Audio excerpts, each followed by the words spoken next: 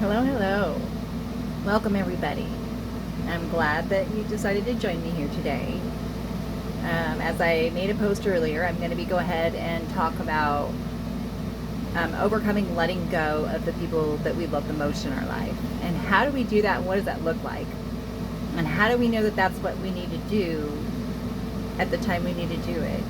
Because that's something that is really, really hard. And as we go through our awakening, we understand that the things around us in this world are not okay, and the things in this world are not normal. The political agenda is not normal. Our healthcare field is broken. The economics is getting ready just to crumble.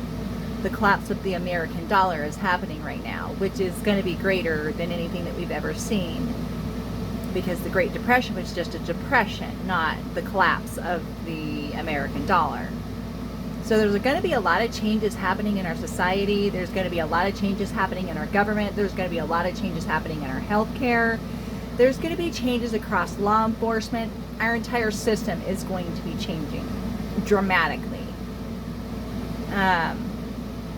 And so as we begin to awaken, we see all the monstrosities in this world, and we look around at the people that we love, and we don't understand how they can't see these things. They're blatant, and they're just right in our faces. And so as you begin to mourn that death part of you and that life that you had, you begin to go through a separation. Okay, because you can no longer serve that world anymore. You can no longer go to the places that you used to go to. You can't buy the same things that you used to buy. You can't eat the same things you used to eat. I'll go into a grocery store and I'll buy food, and it takes me a long time to grocery shop because I have to look at all the labels. I have to make sure that I'm buying stuff that's organic and not processed food. And even now, because even all of that stuff is coming up, that now it's, plastic, it's, made from labs, all this extra stuff. It's very hard to shop. It's very hard to eat. It's very hard just to change into this new life that we know that we need to do, and the choices that we need to make to bring on our full capacity and our full abundance. And part of that, the universe separates us, okay? It separates us from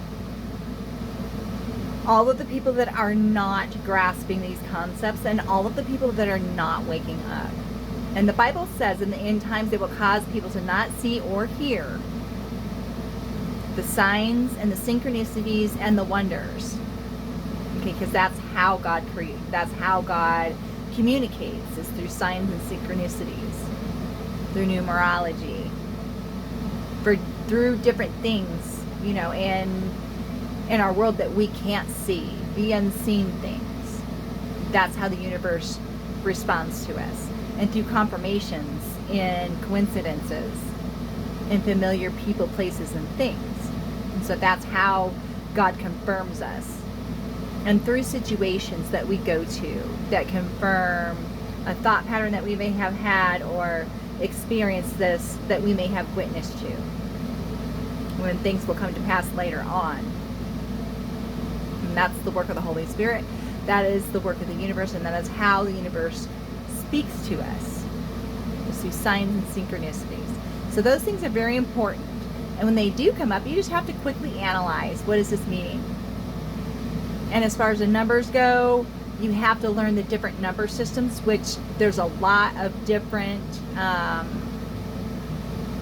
perceptions of that, so you have to read them all, and then you have to come into the knowing of what that means and the message that the Spirit is giving to you. Okay, and as we awaken, the universe speaks to us this way. And we wonder, gosh, am I really becoming in alignment? Is my life really changing? Are things really happening? And if you watch these things, these are all confirmation at each stage you go through. The paradigm that we live in, people say, is, holographic hologram. When we're basically in this game and you have to go through these different levels. And in a sense, yes, that's correct. Because each level in life and each level of your spirituality and the ascension process Okay, you're going to experience things that that are going to level you up at each different phase. And then at each phase, you're going to be tested and tried through, different lessons or tribulations or things that come up. Different people, places, and things are going to come up to test to see if that is what you really believe. Is that what you really do? Is that who you are? Is what you say who you really are? Do you really walk that line? And different things from the world are going to come in, and they're going to test that. The people are going to test that, and people do that on purpose, just because they don't think it, so they have to try and do something, and then they find out that, yeah, that's in fact the truth. And so as we're going through these changes physically, and I can remember when I started awakening, it was like, oh my gosh, and I went through phases where I was like in and out of it, where I would eat super healthy, and I was even starting to get my ex-husband start eating healthy and really starting to pay attention to his health and his diet. This was right before I ended up leaving, and then things went right back into old patterns, and then as we grow and progress each time, our knowledge in that matter, or say like food, nutrition, for me now, because I'm going through a bunch of classes, I'm really focused on my holistic healing processes. I'm really focused on making sure that I don't kill myself, when I'm trying to do the parasite cleanse, because that is a very intense process. And most people don't know it, but we all have parasites, every single person on this planet. And so because of the environment that we live in, and because of the lifestyles that we live in, and people think, oh no, that's just for third world countries. No, they're literally putting it in our food that we buy at the grocery stores. And there's not one person who is immune to this. And it's something that every single person needs to grasp in their minds, so that they can start, combating, their physical health. Because our physical bodies, that's the temple of which our spirit abides in. The Holy Spirit, our higher spirit, it abides in our temple. And so that's why it's important for us to keep it healthy. But as we grow and separate, we start to learn, and we start to grow, and we start to implement all of these new processes. And it can be very, very overwhelming. And so that's why it's been taking me so long, is because it's so overwhelming. Like, where do you start? Well, you just start with one thing. And then gradually you'll grow, and then you'll learn new information. And then all this other stuff that this becomes a part of your first language. It's who you are. It becomes a part of your being. That's how the purification and refinement process happens. It changes us. Our desires, our thoughts, our wants, our goals, our passions, our dreams, all of it is changed through all of this refining. And as we begin to change in that refining process, there are things that we can no longer tolerate. And we become a repellent to the people who don't do the work. We become a repellent to the people who don't want to listen, who don't want to apply, or who are still blind and completely oblivious to the things that are happening around us. They still go in and they vote, which, that's part of the indoctrination. I don't think any less of somebody who is still playing in a part of that matrix, because I understand, the awakening process, and it's a very hard concept to grasp that voting doesn't do anything. It's already pre-planned, it's already whatever. So I'm not going to get off on that whole tangent, but because a lot of you know how I feel about that. But when people start to realize that these other systems are broken down and they don't work anymore, then they'll quit playing them. And then it becomes to the point where you literally, and your body will become physically ill by contributing to any of these systems. You will become physically ill by participating with the people who participate in those systems. Okay? the conversations are completely different, that you're going to start having with people. And so you start having less and less in common with your loved ones. You start having less and less in common with your husband or your wife. You start having less and less in common with the friends that you maybe have known since your grade school and went to school with and grew up with. You start having less and less in common with your parents and the other members of your family. And you start becoming separated. So, and another big thing that a lot of us have to overcome is knowing when to let go. I got to paint my nails. Knowing when to let go. When is it time to let go? When is it time to walk on and say no more? Do you really need to let go and walk away? Or should you stay and stick it out because you're a loyal person and that's what you do? Should you be steadfast in your loyalty to the people that you have in your life? Because we all know that good people and a good support system are hard to find. But is it a good support system? Is the toxic parents constantly belittling you a good support system? Is the support system you have filled with love? Or are you the scapegoat? Are you the odd man out? Are you used as the person who gets pinned for everything? Because if you're in an environment where your family members are toxic and say they are maybe an alcoholic, an abusive, or maybe, they still just not awake to the point where they can start having these intelligent conversations and being mindful. And so maybe they joke around about the things that are sensitive to you after you've told them a million times, please don't do that. These are all the things that we have to think about and the things that weigh on us. Are you going home to an environment every day where people are loving you and supporting you? Or are you going home to an environment every day where everybody hates each other and they're yelling and screaming and it's a toxic environment? Because you get to the point where you've tried every single thing that you possibly could think of. You've tried every single avenue that you've tried to get the people around you to wake up. You've tried loving them. You've tried threatening them. You've tried leaving them. You've tried ghosting them. You've tried every possible thing. You've tried going in and sitting down and joining them in their misery. You've tried everything. You've given the information. You've even seen the Holy Spirit come up and start to awaken them and start to bring that life back into them, that knowing, and that light bulb that we all get when we finally start to see. And when you see somebody else get it, it's exciting because you know that soul is no longer going to be burdened by this world and that there's a way out. And that's one more soul that gets it, that's going to get out. And that's exciting. And so we rejoice when we see those things.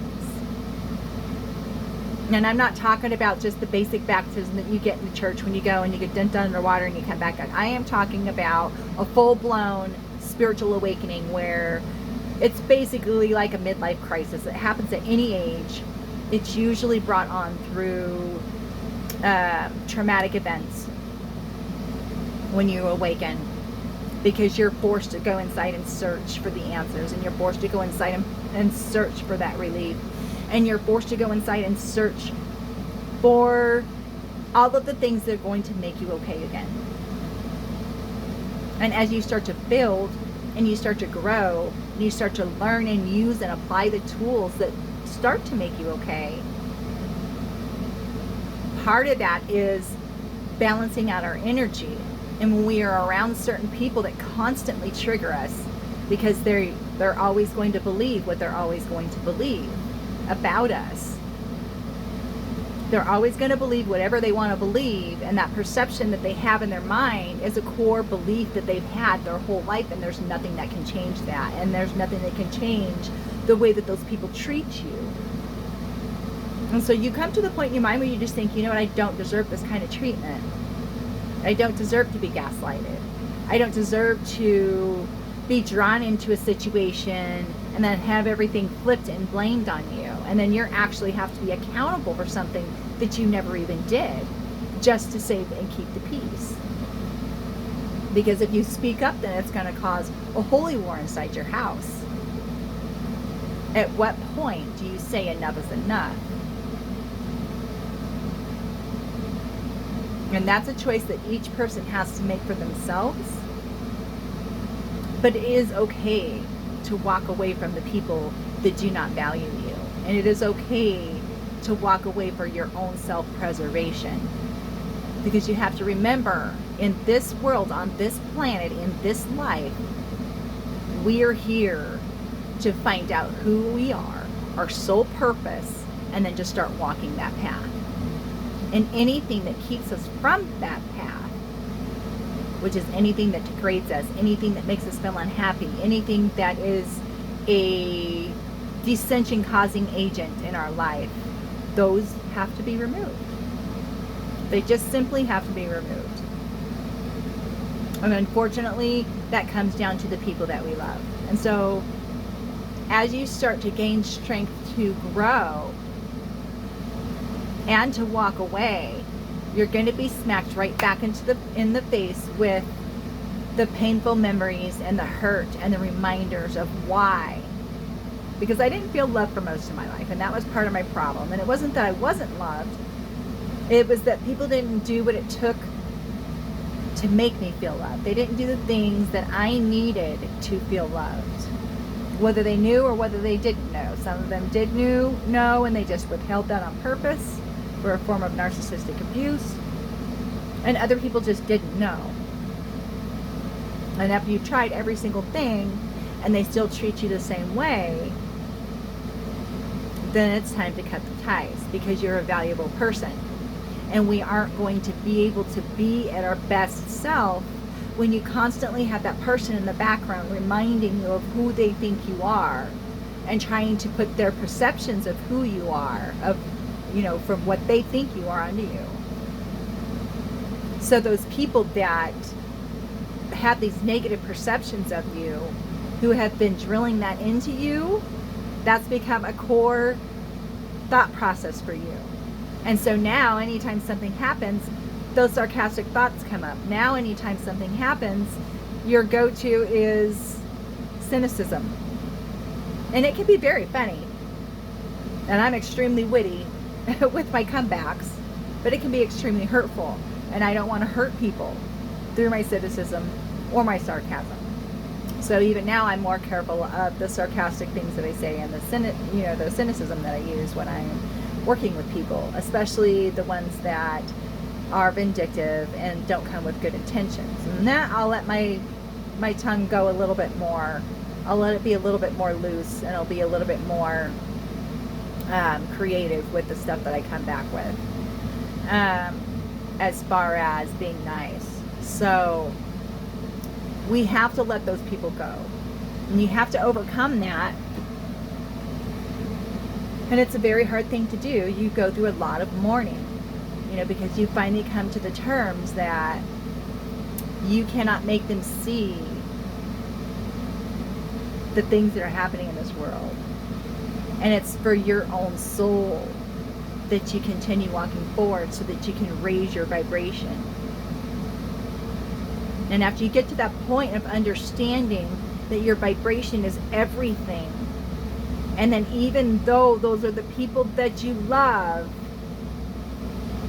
if they can't get it and they can't contribute and they can't be an active participant in making that relationship grow and transmute into a positive, fulfilling engagement, then you have to let them go. Because if you're doing, and you're climbing the ladder, and you're doing all this work, and you're positive, and you're uplifting, and then as soon as you go back into their environment, their energy just zaps it right out of you. And then, you even counter it. You try to be extra polite to them. You try and be extra understanding to them. Because you understand where they're at. You understand that they can't see. So then you grant them more grace because you're more understanding and mindful now. And then it just gets worse, which causes more dimension in your, or dissension, more dissension in your spirit. And it causes that turbulence in your balance, okay? Because you're up here, you got this still pulling you back down. You're never going to get up here. You're never going to reach up there. You got to cut those ties.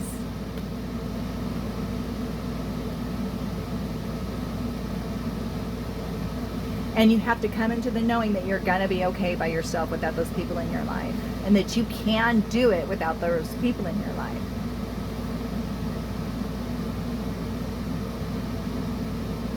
You know, I dropped out of high school.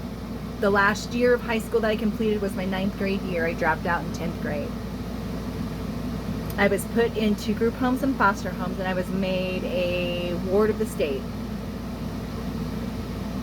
And when I tested out for my GED, I didn't have to take the classes. I just tested out and got my GED when I went to Job Corps. And so I wanted to join the military. Well, at the time, you had to have 15 college credit hours. So I went and got my 15 college credit hours. When I went back to enroll, then they didn't accept GEDs, even if you did have the college credits. So I could never go in, and that was something that I always wanted to do, you know. And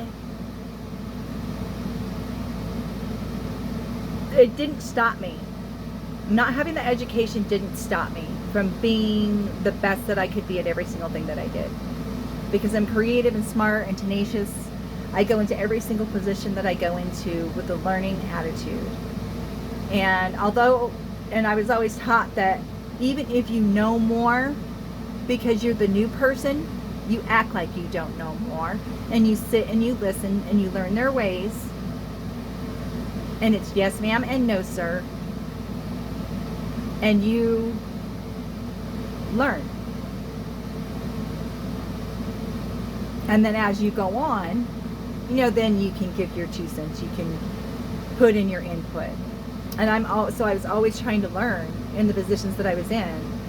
And I always just did my best, worked my hardest. I made sure that I followed all the policies, and I'm INFJ, so I go off the judgment. So I have to know the rules, I have to know the policies, I have to know how everything works. And once I read it or know it once, I know it forever, unless it changes. And then it's not hard to figure out. And so that's why I was always really good at human resources and policies and procedures and, you know, things like that, because I can retain those things very, very well. And so I've always excelled at all the things that I did. Plus I have the intuitive abilities. So when I worked in juvenile corrections, I was able to go in and see things that most people don't see. And so when we would go and have to do the pat downs or the searches on the inmates, then that's when I would find the contraband that the sheriff's department would, of course, these are juveniles, but they would miss them. You know, and also dealing with the juveniles, they don't like to get too close or too touchy, because that could be a whole other situation from a troubled child. So when I was doing all the searches and, you know, stuff like that, I would find a bunch of different contraband, and I received 2 excellence awards from those capabilities and excelling and exceeding in the positions that I was in. And in each company I have a different story of the successes that I brought to that company, even if in a short amount of time. At every single place I went to, I exceeded all the expectations that were put down for me. And so the only thing that is going to keep you from obtaining the things that you want to obtain are the thought process and the core memories, okay, that your indoctrination has put into your mind since birth. That's the only thing that is limiting you. Okay? Which is a lot of the self-talk that we have inside of us. That's what we have to overcome. That is overcoming yourself. Is overcoming that you know, that self-talk. And I really have become conscious lately of my go-to thought process. You know, before somebody would pull out in front of me, you know, and I would be cussing and swearing at them. Now, I ask, you know, just sit and pray for them. Like, can you just hurry up? Like, you had to pull out in front of me kind of thing. You know, and so now I'm starting to gain more consciousness over that. And I'm able to catch myself a little bit more. It doesn't mean that I still don't, because I am in the process of taking that part out of me that I don't like. Those are the things that we change, are the things that we do not like about ourselves. And as we start to separate and we start to learn our worth, and you start to look back and you start to see all the things that you did accomplish, because the perceptions that these people have of you aren't the real perceptions. The perceptions that other people have of you, which is how they treat you, is really how they think of themselves. And as soon as you come to the knowing and understanding that that's exactly what it is, it's their perception, their belief, their thought of something, and the turmoil and the turbulence that is happening inside of them. And that's what they see in you, is the lack that they have in them.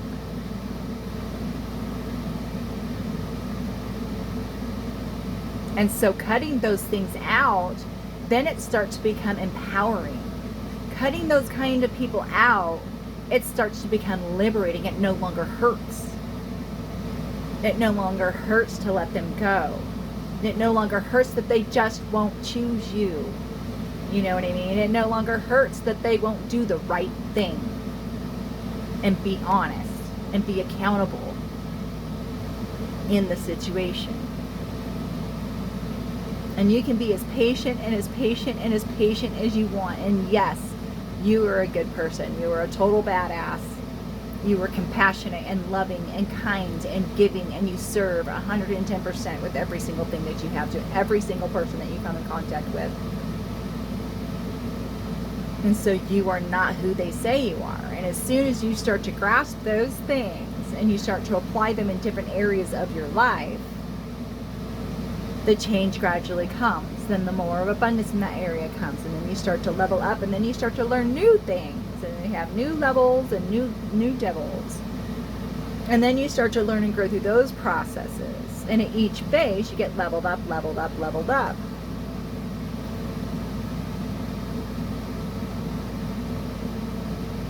And just getting through the day, though. Just getting through the day of having to say goodbye to the people that we love the most. And I had to say goodbye to the people that I love the most.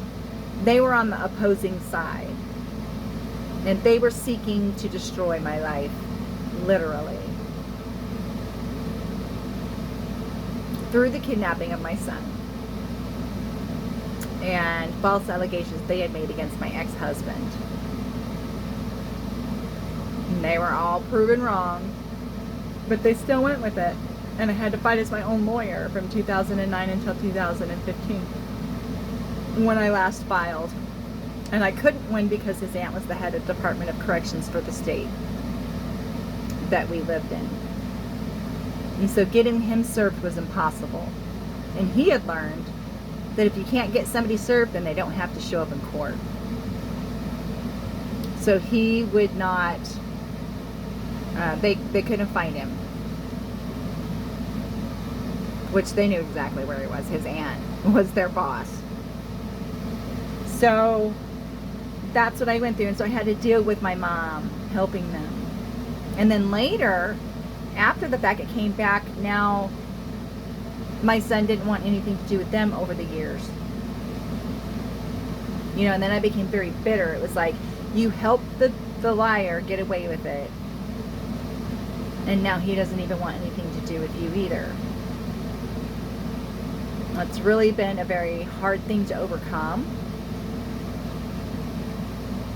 And then because of that painted facade that they had to keep, and my mom even came into me in one morning and said, you know, and I went back there and stayed. It was when I had first moved back there, and she came and she cried, and I was in the kitchen. And she hugged me and she said, I have to tell you something. And I said, go ahead. And she said, I have said some really horrible, horrible things about you. And I have said some really horrible, horrible lies about you to a lot of different people. Do you want me to tell you what they are? And you want me to know, you want to know who I said them to? And she was trying to be accountable. And I told her no. I said, you've already been forgiven. I'm standing in your kitchen. I already knew that you did those things. I've been living with it for the past however long, years. And I said, I already forgave you. We're supposed to set the example for these people in our life. We're supposed to set the example of what it looks like to forgive when your life has been sought after. When your life has been sought after to be destroyed, show them forgiveness. And that's what it looks like to show forgiveness. I didn't need any rectification. I didn't need to know what was being said because they were all lies. And I didn't care about the lie. I knew who I was. I knew what the truth was. But the fact that my own mother did it, now that's betrayal on a whole nother level. And of course then my brother jumped in and he just went along with it because that's what he was told.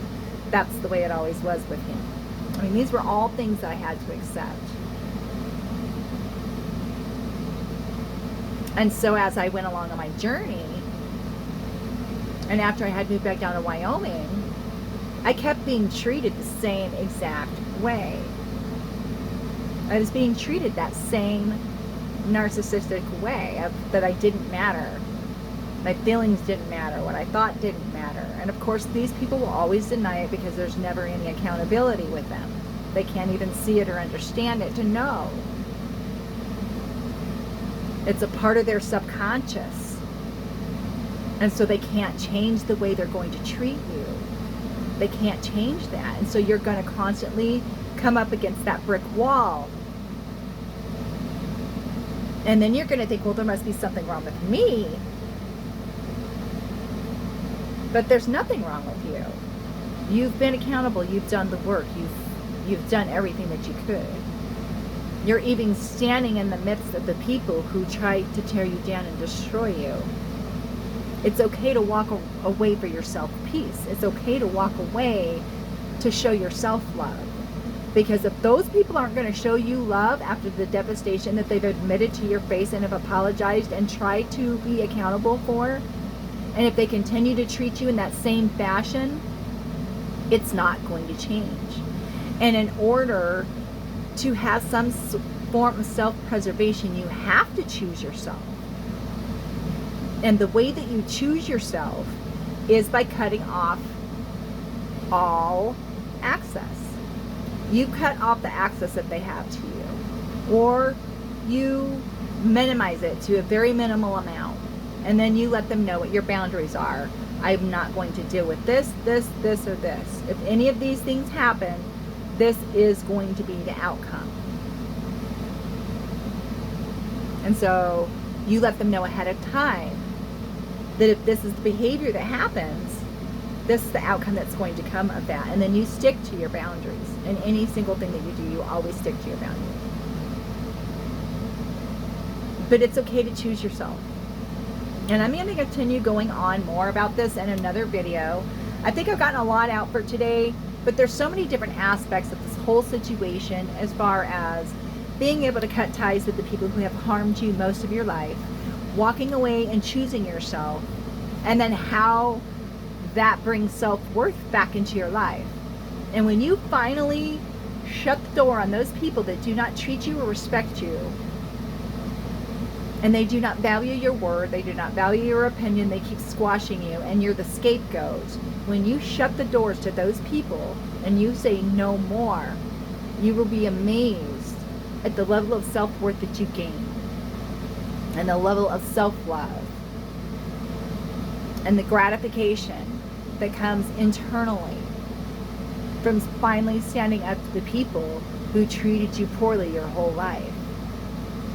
And in this paradigm, many of us have that line to walk, where that's the challenge, is walking away and breaking those family ties Because in the past life, it's a karmic debt that we have to pay. So in a past life, they actually may have been an enemy coming into this life. And now they're a family. And so they're imputing that karmic debt of what they feel. Or they're imputing that past life energy here. And so it's okay to walk away. Even if it's family, if it's a husband, wife, if they aren't going to awaken and they refuse to do the work, and you guys all know what I'm talking about by refusing to do the work, by just looking it up. They won't even look up the information that gives them the absolute scientific proof and religious proof. And they refuse to look it up because it's you. And in their mind, they have a low perception of you, and they have a low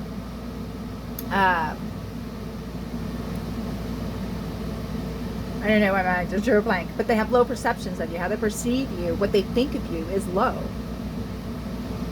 And if you want to gain and have any self-worth, you'll walk away.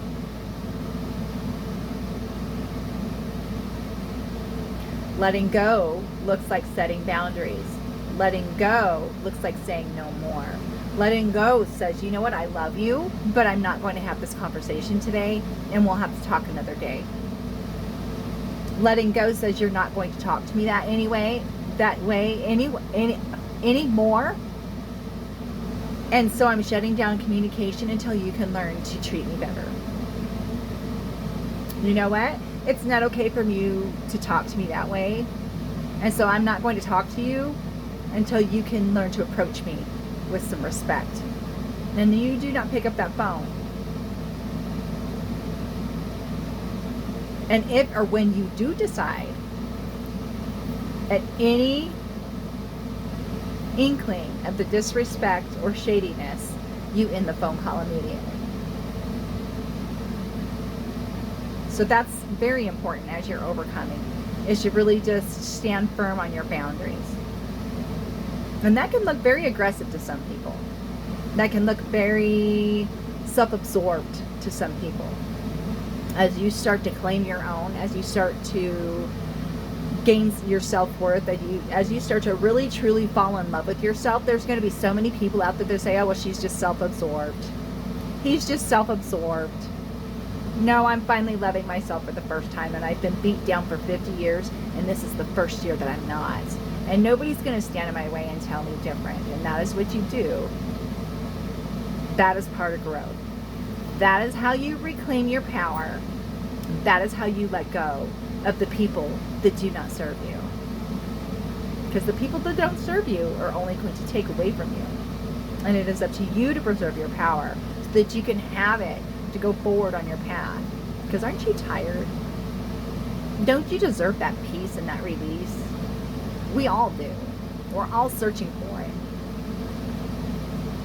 We just all have different ways. And I want to be healthy, and I want to be happy. And I want my body to be able to do things that defy science. I want to be one of those old ladies. Even if I'm alone, because I'm okay alone. But that is how you do it. So I'm going to come back later on this week. I'm going to talk on some other key points, okay, that are going to help us grow and to really just dig in to the other dynamics that come with letting go and some of the things that we have to face when we come, you know, into that situation.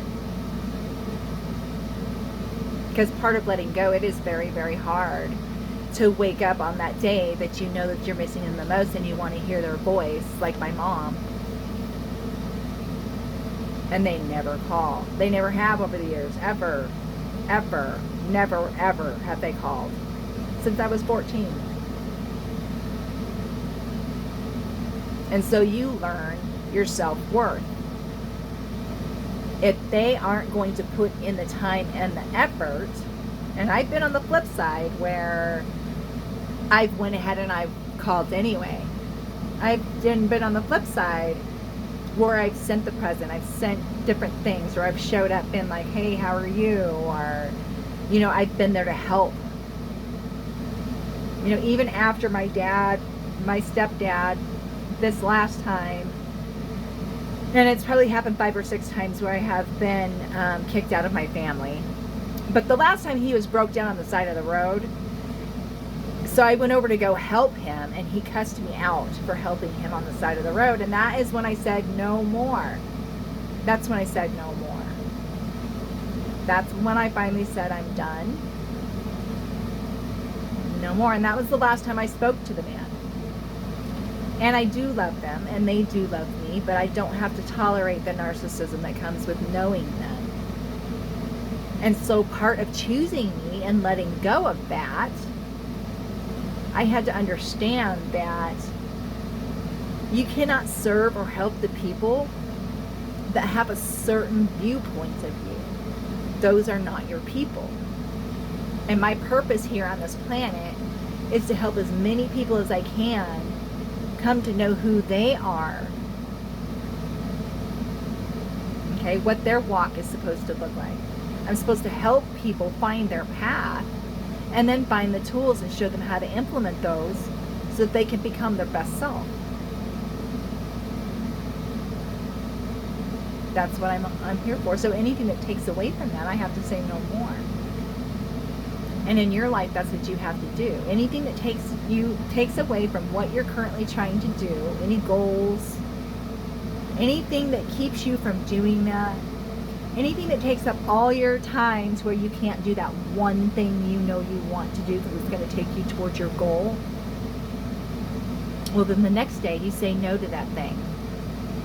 The next day you say, I have to take this and get it completed first. If they say, oh, well, that's just this, and this. People say, oh, well, that's just, social media. Well, social media is a part of my career and reaching people. And so that's how it comes into play. You choose you set the boundaries. People don't get to decide what your boundaries are. Your boundaries are there to protect you. And only you know what those are. And so part of letting go is understanding the boundaries. What boundaries do you want to set up around you? What boundaries do you want to set up around you? So that's the last thing that I'm going to go ahead and touch on here for today. Something that I want you to take away from this is what boundaries can you set in those relationships that you're dealing with this in your life? What boundaries do you see that need to be set? Are you not liking the way somebody is speaking to you? Then you need to set a boundary on how somebody is speaking to you. And you need to say, okay, if you speak to me this way again, this is what I'm going to do. But make sure that it's a plausible thing, because if you tell them that, if you talk to me this way and then you don't follow up with your consequences, then it's just going to get worse. So whatever it is that you give them, whatever boundary line that it is, you have to be willing to follow up with that, no matter what the cost. And that is how you set your boundaries. And then each time they will understand that I can't do this with this person. People have put their boundaries with me, and I've been like, oh, okay, I can't do this with this person. You know what I mean? And that's how we learn each other's boundaries, is by letting people know, hey, don't do this. I don't like that. And that's okay. It's okay. So you guys take that away for today. I love y'all. I'm so happy that you decided to join me. The next time I come back, we're going to be talking a little bit more on this. I made a couple notes here that I'm going to be going over some things. But part of learning to let go is understanding that they're not ever going to treat you any different from the way that they're currently treating you. And being the example to them on how you want to be treated with them. Setting the example and walking that line to show them that this is how it's done. This is what it looks like. And then you just have to stand true to your path. Stand true to your path and follow your calling. And stand in the truth of whatever is. It doesn't matter what people say. It doesn't matter how crazy they try and make you look to everyone watching. All that matters is the truth. So you stand in that, you cannot go wrong, and that can be applied to every area of your life. So I love you. Thank you for joining today. Thank you for joining me today. Be sure to reset your script, and I'll see you on the next series. Bye.